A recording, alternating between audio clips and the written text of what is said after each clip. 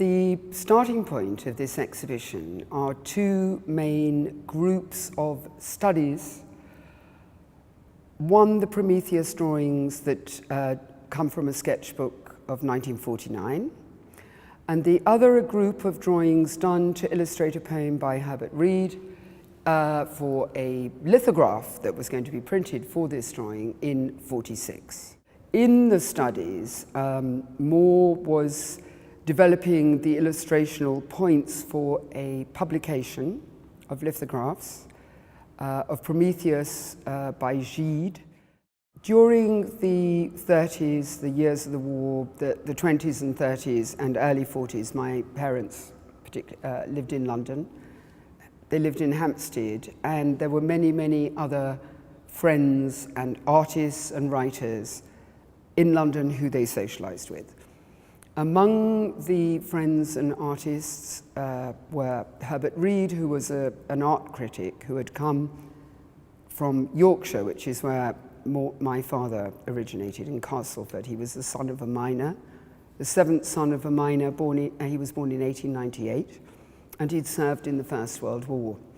And in fact, Herbert Reed had also served in the First World War, but he'd been a conscientious objector. But he served on the front line and was very brave. So they'd known each other for many years before they moved to London. And Herbert Reed was both an art critic and seminally important in promulgating modern art, and my father in particular, but he was also a poet. So at one end of the gallery, we have a photograph of my parents' living room, in which there was a bookcase. So the books in the bookcase refer in a way to the literary world and the periodicals that we are displaying in this show.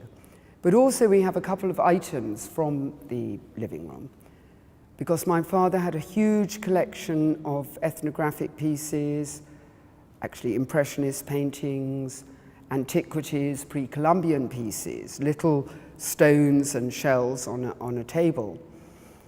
And from this room we have a barger snake, which is a 19th century African carving. And this room for my father was a very didactic room. It allowed him to talk about form and culture and historical culture and the way that sculpture has manifested itself throughout the ages. But the exciting thing in making this exhibition is that we also found at the Henry Moore Foundation a carving of my father's, which has never been shown much since, well, it hasn't been out and about for the last 20 years, I think. And he carved it from the end of a block of elm wood.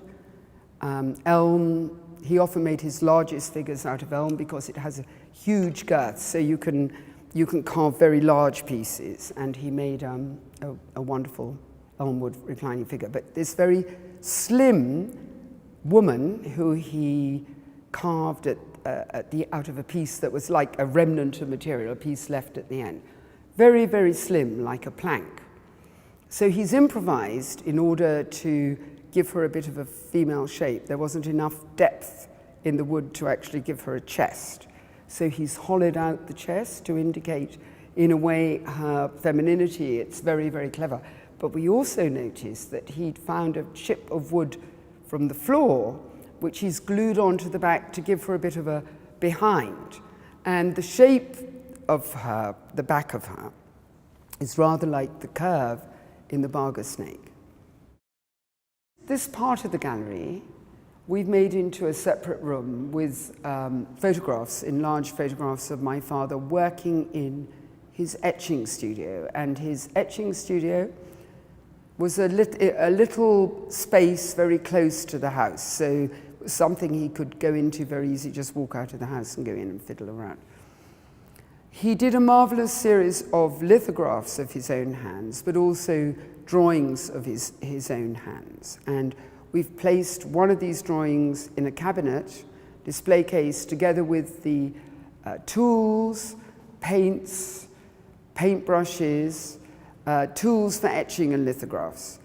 What I find really quite successful about this wall is that we've mixed a printing process with actually works on paper, works where he's using crayon or ink or paint, and then flow masters in some of the etchings and prints. In this particular wall, there are so many different ways of interpreting form, both with a heavy line and a heavy colour, and then a very thin, delicate pen line, as in the etchings for Stonehenge.